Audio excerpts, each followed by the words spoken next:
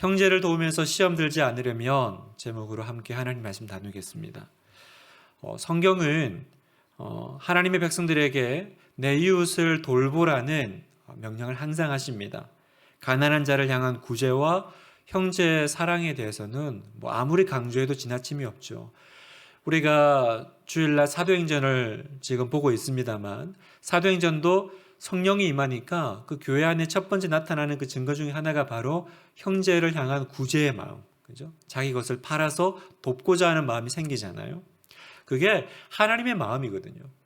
왜냐하면 성경에서 계속 있는 하나의 주제가 뭐냐면 하나님 사랑 그리고 이웃 사랑입니다.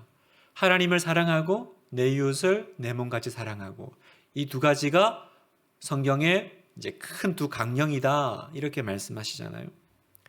그래서 여러분, 이 땅은 천국이 아닙니다.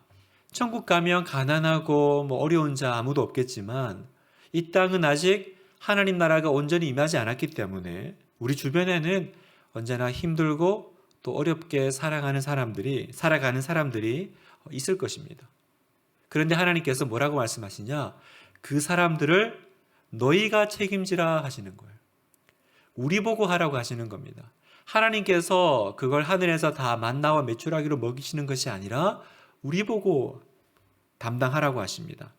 11절에 보면 땅에는 언제든지 가난한 자가 그치지 아니하겠으므로, 그러니까 주님께서 이미 말씀하셨어요. 우리 주변에는 어렵고 힘든 사람들이 항상 있을 거야. 항상 있을 거야. 그러니까 하나님 왜 이 세상이 이렇습니까? 라고 얘기하지 말라라는 거예요. 하나님 살아계신데 왜 이렇게 어려운 사람들이 있습니까? 그건 천국에 가면, 새하늘과 새 땅이 임하면 이제 그런 일이 없겠지만, 이 신자와 불신자가 섞여 있고, 그리고 하나님의 나라와 그리고 하나님을 인정하지 않는 세계, 또 죄가 아직 있는 이 세상 가운데는 여전히 죄로 인한 어려움, 아픔, 눈물들이 있는 거죠. 그래서 성도는 항상 우리 주변을 도울 마음의 준비를 하고 살아야 된다라는 것입니다. 이건 구약의 뿐만 아니라 신약에서도 계속 이어지는 마음입니다. 다시 말하지만 내 마음과 뜻과 힘을 다하여 주 너의 하나님을 사랑하고, 이것이 첫째 되는 계명이고, 그죠? 또 내 이웃을 내 몸과 같이, 우리가 우리 몸을 얼마나 아낍니까? 우리가 우리 몸을 얼마나 사랑합니까? 그런 마음으로 이웃을 사랑하라. 이것이 신앙이다라고 말씀하세요. 그런데 문제는 이거죠. 형제를 도우면서 항상 좋은 마음으로 하기가 쉽지가 않다라는 거예요. 그래서 항상 내가 이렇게 도울 때 내 마음도 기쁘고 너도 기쁘고 모두 은혜로우면 좋은데, 형제를 돕다가 마음의 시험이 들 때가 찾아오더라는 거죠. 주는 것이 좋다라는 건 알지만 항상 마음이 그렇게 행복하지는 않잖아요. 여러분은 어떻습니까? 여러분은 다른 사람 도우면 항상 기쁘세요? 항상 즐거워서 어쩔 줄 모르시겠습니까? 그래서 언제나 기꺼운 마음으로 항상 내 것을 다 내어주십니까? 그러면 좋지만 꼭 내 마음이 그렇지는 않죠. 또 내가 좋아하는 사람 도와주는 거야 얼마든지 또 이렇게 내줄 수도 있고, 우리 가족, 우리 식구, 우리 애들 먹이는 거야 하지만 다른 사람, 거기다가 내가 조금 이렇게 마음에 흔쾌하지 않은 사람 도와주는 건 어떻습니까? 그러니까 성경에 남 도와주라 그러지만 우리는 내가 내 주변에 있는 좋은 사람, 우리 다락방 식구들 도와줄 거 생각하죠. 그런데 여기 이 하나님이 도와주러 가시는 이 범위 내에는요, 차별이 없잖아요. 차등이 없잖아요. 그러니까 꼭 내가 흔쾌하지 않은 사람들도 대상이 될 수 있다는 겁니다. 이런 마음도 있고, 또 이런 문제도 있습니다. 도와줘야 되는 건 내가 알겠어.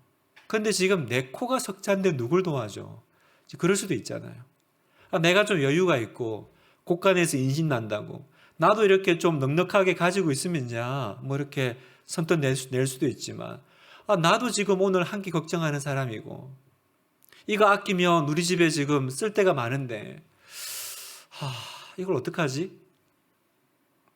그런 생각이 들면 도와줘야 되는 건 알지만 선뜻 내키지 않아서 힘들 때가 있다라는 겁니다. 그래서 오늘의 이 말씀의 주제는 이겁니다. 형제를 도우면서 어떻게 하면 시험에 들지 않을 수 있을까? 이게 오늘 우리의 이제 붙잡아야 될 요점입니다. 세 가지를 말씀드리고 싶어요. 첫째, 내가 지금 어디에 서 있는지를 기억해야 된다는 것입니다. 내가 서 있는 땅이 어딘지를 기억하면 내가 시험에 들지 않을 수 있겠다. 나는 어디 서 있습니까? 여기 7절에 보니까 시작을 이렇게 합니다. 내 하나님 여호와께서 내게 주신 땅 어느 성읍에서든지. 내가 땅에 서 있죠. 내가 어느 도시에 있잖아요. 그런데 하나님은 그 땅, 네가 서 있는 그곳이 어디라고 하십니까?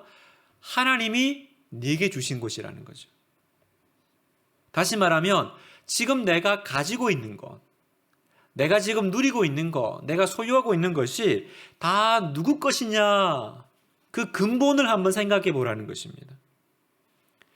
여러분, 이스라엘 백성들은 불과 얼마 전만 해도 이집트에서 노예로 살았잖아요. 여러분, 노예는 자기 소유가 어디 있습니까? 다 주인 거지. 내게 아무것도 없는 게 노예 아닙니까? 그냥 오로지 주인을 위해서 그냥 애쓰고 노력하는. 그런데 어떻게 하다 보니까 은혜로 지금 내가 뭔가를 좀 가지게 됐고 땅이라고 말할 수 있는 것들을 이제 배정받고 누리게 됐죠. 그런데 이거 원래부터 내 겁니까? 다시 말하지만 나는 아무것도 가지지 않았던 노예의 삶이었거든요. 그런데 하나님의 은혜로 이 땅을 주시고 내가 오늘 누리고 있는 것들을 이제 내 손에, 내 울타리 안에 넣어주신 거잖아요. 성경이 말하는 건 이겁니다. 이걸 기억해야, 다시 말하면 내가 가지고 있는 게 원래 누구 건지를 알아야 내가 내 것 가지고 이렇게 시험 들지 않는다라는 것입니다. 내가 지금 서 있는 곳이 누가 주신 땅인지를 알아야 권리 포기가 되는 거죠. 안 그러면 계속 내 마음에 본전 생각이 날 겁니다. 아, 이거 내 건데, 내가 어렵게 얻은 건데 이걸 왜 내가 다른 사람에게 줄까?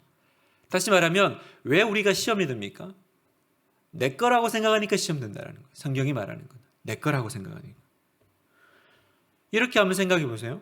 누가 저한테 돈을 이만큼 맡겨놓고 누가 찾으러 올 건데, 누가 찾으러 오면 이거 잠깐 좀 맡겨둘 테니까 뭐 거기서 좀 수고비를 얼마를 드릴 테니 이거 맡겨놓은 거 누가 오면 좀 전해주세요.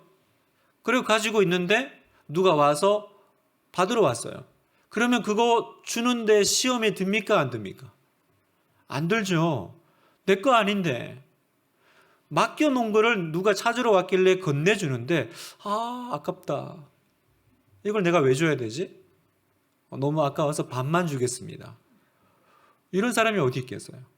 맡겨진 거면 누가 찾으러 오면 그 맡긴 주인의 뜻대로 사용하는 것, 그게 당연한 거 아니겠습니까? 여기서 뭐 시험 들 이유가 뭐가 있겠어요? 다시 말하면 내가 왜 시험 듭니까? 이거 다 내 거다 생각하니까 시험 드는 거예요. 하나님이 나에게 맡기셨다 생각해야 되지 않겠어요? 우리나라에서 돈 제일 많은 사람은 아마 뭐 잘 모르겠습니다만 뭐 한국은행 은행장, 예를 들면 한국은행 은행장이 제일 돈이 많겠죠. 뭐 은행장이니까. 그래서 고객들이 이제 뭐 계좌를 뭐 적금이 이제 기한에 찾으러 왔는데 반만 드리겠습니다. 뭐 이런 은행장이 있겠습니까? 자기가 돈이 많이 지금 보유를 하고 있는 건 맞지만 그렇다고 해서 그게 다 자기 거냐? 그건 맡겨진 거죠. 맡겨진 거를 청지기, 그러니까 잘 관리해서 그 고객의 뜻대로 내가 언제든지 인출시켜 주는 거, 그게 은행이 해야 될 일 아니겠어요? 내 하나님 여호와께서 내게 주신 땅 어느 성읍에서든지, 이 표현은 너에게 준 거 이거 내 거다, 이 얘기를 지금 하나님이 하고 계신 겁니다. 그래서 11조도 그런 의미입니다. 11조. 뭐 현대사회에 11조를 해야 되냐 말아야 되냐 뭐 의견이 분분합니다만 저는 필요하다고 봅니다. 왜냐하면 11조를 할 때마다 아깝거든요. 목사도 11조 할 때 아까워요. 이렇게 많은 액수를 11조를 낸다 보면 이걸 아끼면 학원을 하나 더 보낼 건데 그런 생각 들지 않겠어요? 그런데 정말 이 악물고 끙끙거리면서 11조를 합니다. 헌금을 합니다. 왜 해요? 내가 어렵게 번 돈 중에 얼마를 떼서 하나님께 용돈 드리는 게 아니에요. 11조는 어떤 겁니까? 내가 받은 이 10이 누가 주신 건지를 내가 믿음으로 고백하는 거예요. 하나님이 주신 겁니다 라는 것을 고백하는 것이 저의 11조의 의미입니다. 그래서 제가 왜 11조를 해야 된다고 생각하냐? 11조가 힘들어서 그래요. 11조가 힘들지 않으면 11조 하라고 안 할 것 같아요. 11조가 힘든 이유는 내가 이 돈이 전부이고 돈의 생명을 거는 세상 가운데 내가 생명의 가치를 누구에게 둡니까? 하나님께. 하나님께. 그래서 11조는 나에게 주신 모든 것이 하나님 것이라는 권리 포기의 증표다. 권리 포기의 증표다. 저는 이렇게 말씀드립니다. 여러분, 그래야 헌금할 때 시험 들지 않습니다. 헌금할 때 시험 들지 않아요. 안 그러면 헌금할 때마다 아까워서 못해요. 왜 하나님은 나에게 이 돈을 내라고 하실까? 이게 참 우리 안에 어려움입니다. 그래서 교회 안에 우리가 참 시험 들까봐 헌금 얘기 잘 못하잖아요. 그래서 저희가 어느 교회처럼 이렇게 헌금 바구니도 돌리고 그렇게 못하지만 헌금 생활을 배우는 건 너무 중요해요. 11조를 내가 세금을 떼고 내야 됩니까? 세금 전에 내야 됩니까? 그런 건 저한테 물으실 게 없어요. 왜냐하면 전부 여러분이 하나님 앞에서의 마음이거든요. 세금을 떼고 해도 괜찮고 세금 전에 해도 괜찮아요. 중요한 건 내 마음에 그 권리 포기가 있느냐라는 거죠. 이건 하나님이 주신 거야. 그 마음만 분명하면 얼마든지 괜찮습니다. 그래서 어떤 성도님이 그런 웃은 얘기를 들었어요. 교회를 나오는데 등록을 안 하신다는 거예요. 왜냐하면 등록을 하면 이제 헌금을 해야 된다고 들어가지고 그래서 자기는 이제 등록을 안 하신다는 거예요. 그래서 괜찮다. 헌금이야. 자유롭게 하는 거니까 괜찮다. 그랬더니 그분이 한참 이렇게 지나다가 어느 날부터 이렇게 헌금을 좀 하기 시작하시더래요. 그런데 조금 지나니까 헌금을 굉장히 많이 하시더래요. 그래서 아니 헌금 되게 힘든 걸 알고 계신데 어떻게 헌금을 많이 하시냐 했더니 내가 오늘부터 예수님을 좀 비싸게 믿기로 했다고. 비싸게 믿는 게 아니고요.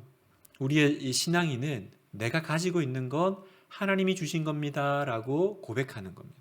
이 훈련을 우리가 어쨌든 이 헌금을 통해서. 그래서 제가 말씀드리고 싶은 건 이겁니다. 여러분, 헌금이든 또 다른 사람을 돕든 계속 내 마음에 시험이 든다. 그러면 그때 기억하셔야 돼요. 나는 지금 하나님이 주신 땅 위에 서 있고 나는 하나님의 은혜로 이 모든 것을 누리고 있다. 하나님의 은혜로 이 모든 것을 누리고 있다.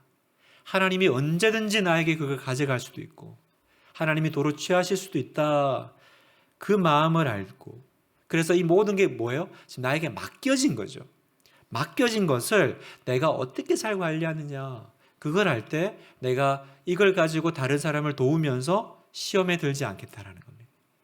두 번째, 처음부터 넉넉히 베풀 마음을 가지고 도우라는 거예요. 오늘 말씀을 보면 어떤 마음으로 도와야 된다 이렇게 지침을 주시는데 8절을 보면 반드시 내 손을 그에게 펴서 그에게 필요한 대로 쓸 것을 넉넉히 구워주라. 도와주는데 쓸 것을 어떻게 주래요? 넉넉히 구워주래요. 또 10절에 보면 너는 반드시 그에게 줄 것이요 줄 때에는 아끼는 마음을 품지 말 것이니라. 이로 말미암아 내 하나님 여호와께서 내가 하는 모든 일과 내 손이 닿는 모든 일에 내게 복을 주시리라. 여기 보면 줄 때에는 어떤 마음이요? 아까워하지 말고 아끼는 마음으로 주지 말고. 그러니까 생각을 해보니까 이런 거예요. 막상 내가 다른 사람을 돕다가 시험에 왜 드냐. 처음에 생각했던 것보다 훨씬 돈이 많이 들어가니까 시험에 들더라고요. 처음에는 이 정도인 줄 알았는데 하다 보니 점점 이렇게 내가 쓸 일이 많아지는 거죠. 액수가 커져가면 그때부터 이제 내 마음에 이제 좀 어려움이 생기는 거죠. 나는 이 정도만 생각했는데 더 내놔라. 이제 이런 일이 벌어지면 내가 이제 마음이 이렇게 확 시험이 되는 겁니다. 그래서 처음에 돕겠다는 좋은 마음은 사라지고 이 사람이 염치가 없네. 이런 좀 원망하는 마음이 이제 생기는 겁니다. 그래서 성경이 말씀하시는 건 뭐예요? 아예 처음부터 넉넉하게 마음을 가지라는 거예요. 처음부터 한 이만큼 해가지고 이렇게 찔끔찔끔 찔끔찔끔 하지 말고 아예 처음부터 내가 그 사람을 돕기로 했으면 그 돕는 마음을 좀 넓게 해서 구제하라는 것입니다. 그 심리학 서적에 보니까 door in the face라는 심리 전술이 있더라고요. 그게 뭐냐 하면 이제 우리말로 하면 문 열었을 때 얼굴을 팍 갖다 들이대는 건데 이제 어떤 사람을 내가 이렇게 뭔가 요청하고 설득할 때 이렇게 하는 거예요. 처음에 엄청 큰 거를 요구해가지고 두 번째 요구할 때 그보다 조금 낮은 걸 요구해서 받아내는 겁니다. 그러니까 처음에 이제 뭐 세일즈맨이 오면 되게 비싼 거를 딱 사라고 그러면 못 사요. 이제 그러면 당연히 그걸 안 살 걸 아는 거죠. 근데 한번 비싼 걸 딱 보여주고 그러면 이거 어떠세요? 이렇게 하면서 조그만한 걸 이렇게 내놓으면 이거는 내가 살만하지. 그런 마음이 이제 든다라는 거죠. 그게 이제 door in the face라는 이제 전략입니다.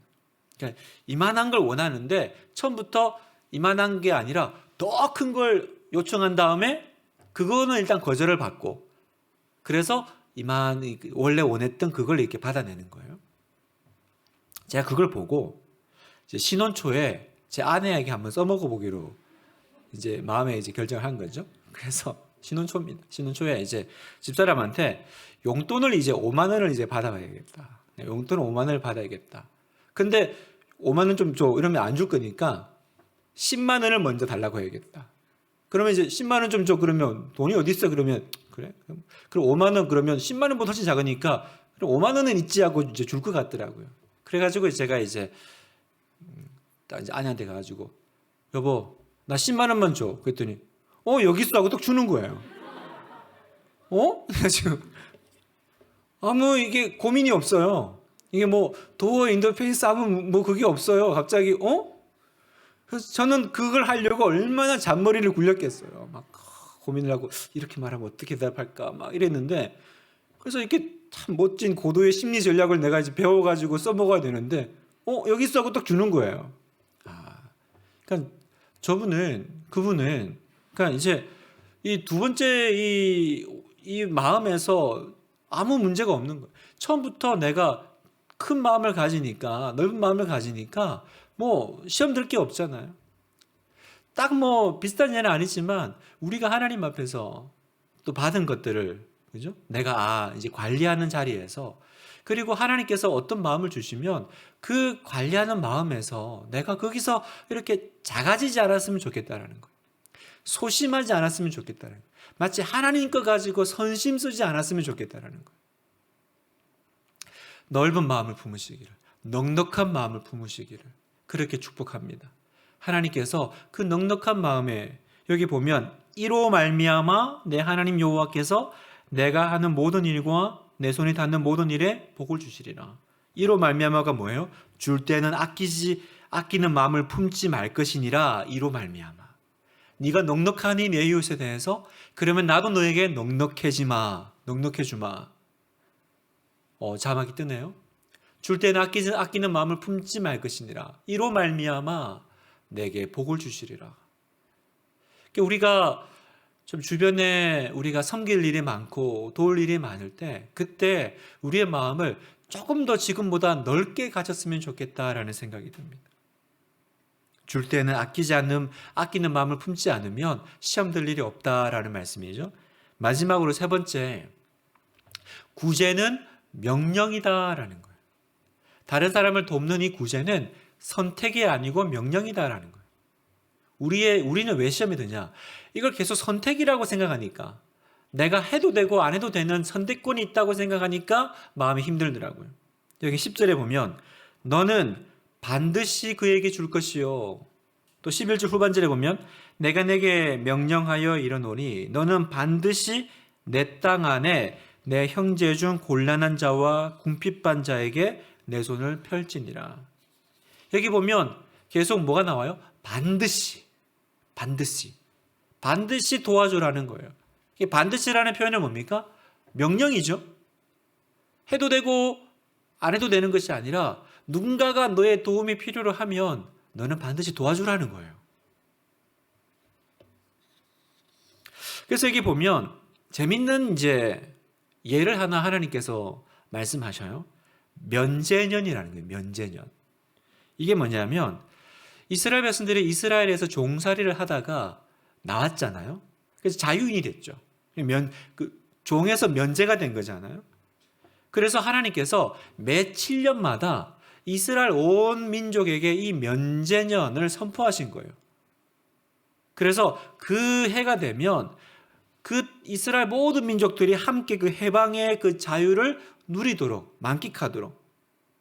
그래서 혹시 누군가가 종으로 팔려 있으면 그 해는 풀어줘야 되고, 또 누군가가 이렇게 빚을 졌으면 그 빚을 탕감해 줘야 되고, 7년째가 되면. 그래서 온 그 이스라엘 민족들이 그 이집트에서 나올 때의 그 자유를 다시 한번 누리고 하나님께 감사하는 감사해가 되도록 그렇게 제도를 만드셨는데 문제는 사람들의 이 악한 마음인 거죠. 어떤 마음이냐? 9절에 보면 너는 삼가 악한 생각을 품지 말라.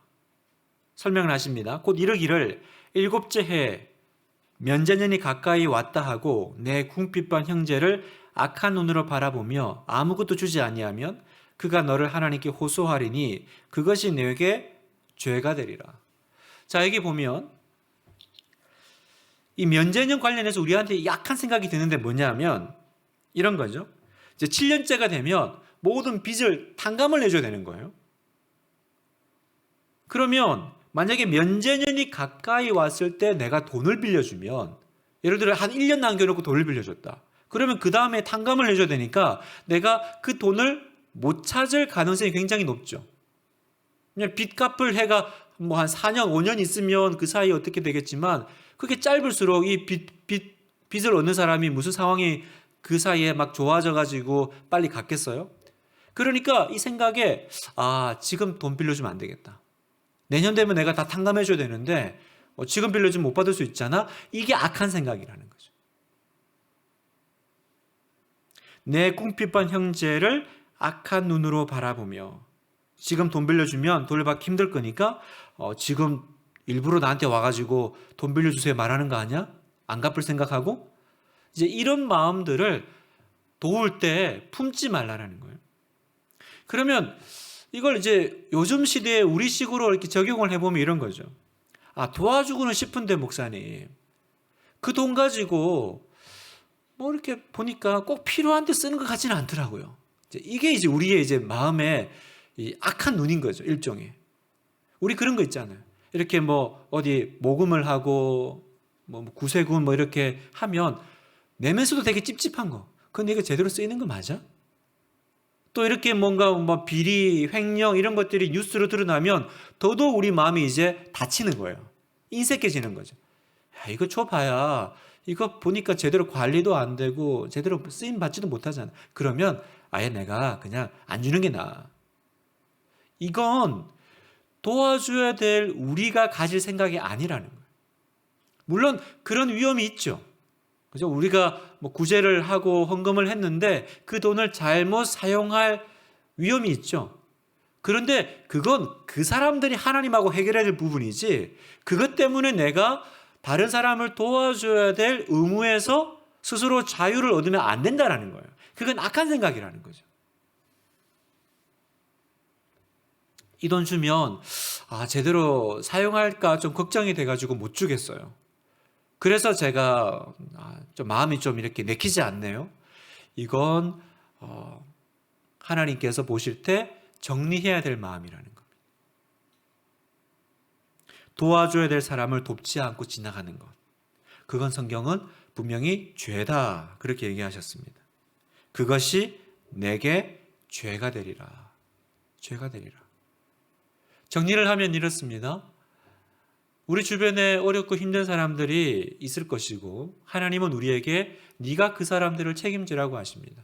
그러면 내가 그 사람들을 도울 때 도우면서 내 마음을 지켜야 되잖아요. 시험에 들지 않아야 되잖아요. 어떻게 하라 그랬습니까? 세 가지. 첫 번째, 내가 가지고 있는 모든 것은 다 하나님이 주신 거라는 걸 기억할 때 나는 시험에 들지 않는다라는 거죠.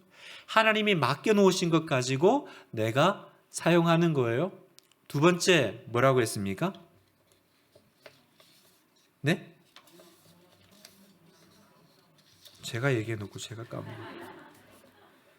넉넉하게. 그렇죠. 넉넉하게. 그러니까 처음부터 이렇게 작게 뭔가 이렇게 시작해 놓고 뭔가 더 들어가면 깜짝깜짝 놀라지 말고 아예 시작할 때부터 그냥 하나님의 마음으로, 하나님이 여러분에게 우리에게 어떤 마음으로 대해 주셨습니까? 그러니까 하나님이 나를 사랑하신 그 사랑으로, 하나님이 나를 변화시킨 그 마음으로 내가 다른 사람을 대하는 것. 그 마음이 나를 시험으로부터 지키고, 마지막 세 번째, 악한 그 마음, 생각. 어떤 마음이요? 내가 혹시나 이 돈 가지고 잘못 사용하지 않을까 하는 그런 염려 때문에 도와주지 못하는 그런 마음들을 조심하라는 것입니다. 그래서 구제는 그냥 하는 거예요. 명령입니다. 내가 그런 것 때문에 할지 안 할지 고민이에요. 이렇게 하지 말고 나는 그냥 하는 거예요. 다른 사람을 돕는 겁니다. 그렇게 가면 우리의 마음을 지킬 수 있다 말씀하세요. 오늘 말씀을 마무리하면서 사랑하는 성도 여러분, 하나님은 우리의 연약함을 아십니다. 하나님께서는 우리가 이 물질이 참 얼마나 중요한 세상에 살고 있는지 아십니다. 그래서 내가 도와줄 때 아무런 마음이 시험이 들지 않을 거라고 생각하지 않으십니다. 그래서 오늘 이 말씀을 하시는 거예요. 너 내가 준 것 가지고 얼굴 표정이 왜 그러니? 너 이렇게 하면 굉장히 곤란해. 하나님 백성이 그렇게 하면 안 되지. 하나님은 그러시지 않는다라는 거예요. 내가 지금 얼마나 이것 가지고 쩔쩔매고 있으며 내가 이것 때문에 사실 얼마나 또 힘겨운 시간들을 통과하고 있고 또 내가 누군가를 도우려고 내는 것이 얼마나 큰 일인지 주님은 아신다라는 겁니다. 여러분, 그래서 귀한 거예요. 내가 힘들기 때문에 귀한 거예요, 여러분.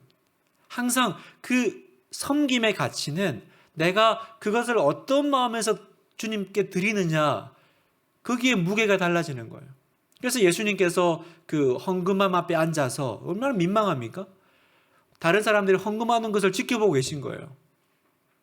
그런 성경에 보면 얼마를 하는지 보는 것이 아니라 어떻게 하는지 봤다 그렇게 말씀하세요. 그래서 그 두 렙돈 과부가 그 탁 넣었을 때 제일 많이 넣었다 이렇게 말씀하시잖아요. 그 당시 헌금하면 함은 돈 넣으면 소리가 나게 돼 있는 거예요. 그러니까 많이 하면 자르르 소리가 나는 거죠. 그래서 탁 넣는 순간 부자가 돈 넣는 순간 우와 헌금 많이 하셨다. 그런데 두 렙돈인지 어떻게 알았어요? 딸랑딸랑 했으니까 알겠죠. 딸랑딸랑 했으니까. 그런데 왜 제일 많이 넣었어요? 그 두 렙돈이 어떤 상황에서 드려진 건지 하나님은 아셨던 거죠. 하나님은 예수님은 그 헌금 그 교회 앞에 앉아서 보셨다라는 건 무슨 말이에요? 하나님은 내가 어떻게 행동하는지 굉장히 관심이 많으시다라는 뜻입니다. 왜 관심이 많으실까요? 이걸 통해서 나를 축복하시기 위해서. 내가 어떻게 하는지를 통해서 하나님이 그거 핑계대고 나를 복주시기 위해서. 다시 한번 10절 후반절에 보면 이로 말미암아 내 하나님 여호와께서 내가 하는 모든 일과 내 손이 닿는 모든 일에 내게 복을 주시리라. 복의 선순환이 있고 복의 마중물이 있다라는 거예요. 그 마중물이 뭡니까? 이로 말미암아. 이로 말미암아가 뭐였습니까? 내가 비록 시험들 위험은 있지만 하나님이 나에게 주신 것들을 가지고 어떻게 사용하는지를 보고 하나님이 내게 복을 주시는 거예요. 그러니까 나는 복의 통로가 되는 자리에 서 있는 겁니다. 내가 정말 복의 통로로 합당한지 주님은 언제나 우리를 테스트하시고 점검하시고 정결하게 해나가시더라고요. 그래서 맡겨도 될 통로가 되기를 축복합니다. 하나님께서 여러분에게 더 정말 그 청지기, 말 그대로 그 청지기가 되면, 잘 관리하는 사람이 되면 그 주인이 훨씬 더 많은 것으로 그저 맡기시겠죠. 그러니까 오늘도 우리가 신앙생활을 하고 또 섬김을 하고 누군가를 도울 때 하나님은 언제나 내 행동의 그 태도를 지켜보고 계신 거죠. 작은 일에 충성한 자에게 큰 것을 맡기시는 하나님. 그래서 하나님께서 오늘도 나의 태도를 보세요. 나의 마음을 보세요. 내가 이걸 어떤 마음에 사는지를 보세요.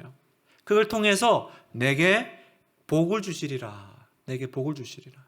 저는 우리 성도님들이 나눌 게 많은 인생 되기를 축복합니다. 물론 우리가 검소하고 그리고 또 청빈하게 살아야 되지만 줄 것 없는 인생 내는 것도 좀 이상하지 않아요? 아니 내가 아무것도 가진 게 없어가지고 주변에 이렇게 힘들어하는데 흘려보내줄 것이 없는 성도, 흘려보내줄 것이 없는 교회가 되면 우리가 어떻게 이 세상 가운데 정말 가난한 자를 하나님 대신 챙기며 섬기며 또 복의 통로가 살겠습니까? 정말 흘려보내줄 것이 많은 교회, 성도, 삶 되기를 축복합니다. 다만 그 가운데 진짜 내가 하나님께서 기뻐하시는 통로가 되어야 되는. 그래서 항상 여러분 그렇게 하나님 앞에 불평하지 마세요. 하나님, 나보다 잘 사는 사람도 많은데 왜 맨날 나보고만 그러세요? 하나님, 나보다 시간 많은 사람도 많은데 왜 맨날 나보고만 봉사하라 그러세요? 하나님, 나보다 지금 여건이 굉장히 좋은 사람도 많은데 왜 하나님은 항상 나보고 그러세요? 나보고 그러세요. 여러분, 하나님이 나에게 관심 있는 것도 싫으십니까? 하나님이 나에게 관심 있는 것도 나쁜 겁니까? 왜 나보고만 그러세요가 아니라 하나님은 지금 나한테 굉장히 관심이 많으시다라는 거예요. 물론 돈 많은 사람들 있죠. 물론 시간 많은 사람도 있죠. 여건 좋은 사람도 있죠. 그런데 하나님은 지금 나에게 관심이 있으신 거죠. 나는 너에게 관심이 있고 너를 복의 통로로 삼고 싶어. 여러분, 복의 통로로 선발된 기쁨을 누리십시오. 이게 아들의 마음입니다. 유산을 물려받은 아들의 마음. 반대의 마음이 있습니다. 종의 마음이죠. 종의 마음. 뭘 해도 종된 마음으로 하는. 이걸 또 왜 나한테 하라 그럴까? 그래서 항상 시키는 것만 하는. 군대에 가면 사병의 마음이 있습니다. 삽질하는 마음입니다. 맨날 이것만 해. 맨날 이것만 시켜. 근데 제가 이제 군 생활을 제가 이렇게 봐도 장교 생활을 했잖아요. 그래서 장교로 있으면 항상 어떤 일들을 사병들에게 시켜야 돼요. 그러면 딱 보면 사병의 마음으로 충만한 애들 중에 가끔 사병인데 불구하고 지가 장교인 줄 착각하는 애들이 있어요. 근데 그런 애들이요, 눈에 띄어요. 그러니까 시키는 것만 하면 편한데 거기서 뭔가를 더해서 일을 벌리는, 그게 똘똘한 애들이죠. 그래서 군대에서 언제나 그 지휘관들은 그런 얘기하죠. 여기 좀 똘똘한 애 없냐? 똑똑한 애가 아니고 똘똘한 애. 똘똘한 애는 뭔 똘똘한 애예요? 사병의 마음이 아닌, 그냥 이 자리에서는 이것만 하면 딱 좋은데 일을 만드는 애들이 있는 거예요. 왜 그럴까요? 이 주인의 마음인 거죠. 아들의 마음인 거죠. 종의 마음이 아니라 아들의 마음인 거죠. 누가복음 15장 31절에 아들임에게도 불구하고 종의 마음으로 살아가는 사람이 나옵니다. 아버지가 이르되 너는 항상 나와 함께 있으니 내 것이 다 내 것이로되. 누구한테 한 얘기입니까? 아버지가 큰아들한테. 왜 큰아들한테 이 얘기를 했어요? 큰아들이 삐쳤어요. 아니, 작은 아들이 그렇게 다 탕진하고 와가지고 집에 들어와서는 지금 내 걸 빼앗아 간다고 생각한 거예요. 얘는 지금 받을 거 다 받아갔잖아요. 그리고 다 썼잖아요. 그리고 왔으면 조용히 살아야지. 아버지가 이제 나머지를 다 내 건데 와서 소 잡죠, 이렇게 막 잔치를 벌이죠. 아까워 죽겠는 거예요. 다 내 건데 왜 나한테는 안 주면서 그걸 자기 거 다 탕진한 동생한테 주냐. 그때 아버지가 깨닫게 하신 게 이거예요. 넌 내 아들이잖아. 넌 내 아들이잖아. 이 가지고 있는 게 다 네 거잖아. 교회 안에도 그런 마음들이 있습니다. 분명히 자기가 아들인데 종의 마음으로 살아가는. 그래서 항상 아쉽고 아깝고 우리가 그런 마음에서 자유하기를 원합니다. 좀 넉넉해지면 좋겠고, 정말 이 모든 걸 다 하나님께서 나에게 주셨다라는 걸 믿고, 내가 그 좀 탕진한 동생이지만 그렇게 흘려보내고 주고 섬기고 하는 것에 있어서 마음에 실패가 없는, 그래서 마지막으로 이 말씀 드리고 마무리하려고 합니다. 제가 이제 목회를 시작한다고 하면서 몇몇 목사님들 이렇게 찾아서 인사했는데, 어느 목사님이 저한테 그러시더라고요. 김전도사, 이제 제가 전도사 때니까, 내가 김전도사한테 딱 한마디만 해줄게. 잊혀지지 않는 말씀을 하셨어요. 주면 평생 주면서 살고, 받으면 평생 받으며 살게 된다. 너는 평생 주는 삶을 살래, 받는 삶을 살래? 딱 그 얘기 하시더라고요. 잊혀지지가 않아요. 주면 평생 주는 삶을 살고, 맨날 받기를 원하면 마지막 죽을 때까지 받으면서 끝난다는 거예요. 너는 어떤 목회할래? 주는 목회할래? 맨날 받는 목회할래? 당연히 그죠? 주는 목회하고 싶죠. 맨날 손 벌리고 어디 주세요, 주세요. 그러고 어떻게 살겠어요? 그러려면 어떻게 돼요? 지금부터 주는 삶이라는 거죠. 지금부터 주는 삶이 복되다라는 것을 믿으면 하나님께서 평생 주는 삶 되게 하실 줄 믿습니다. 저는 여러분들이 항상 어디 있은가 손 벌리고 그러지 않고, 비록 내가 좀 어렵고 힘들지만 계속 흘려보내는 주는 삶 되기를. 그래서 하나님께서 더 풍성하게 채워주셔서 우리는 항상 그렇게 삽니다. 하나님 나라의 파이프가 되어서 그렇게 흘려보내는 복의 통로 되기를. 종의 영이 아니라 아들의 영으로 살아가기를. 종의 영이 아니라 아들의 영으로, 정말 모든 것을 다 가진 사람처럼, 그래서 아들의 마음으로 그렇게 신앙생활 하시기를. 하늘과 땅이 다 아버지 것이고, 그죠? 그 아버지의 것을 우리는 다 유산으로 앞두고 있는 사람들이니까 그 넉넉한 마음으로 살아간 우리가 되기를 주님의 이름으로 축복합니다.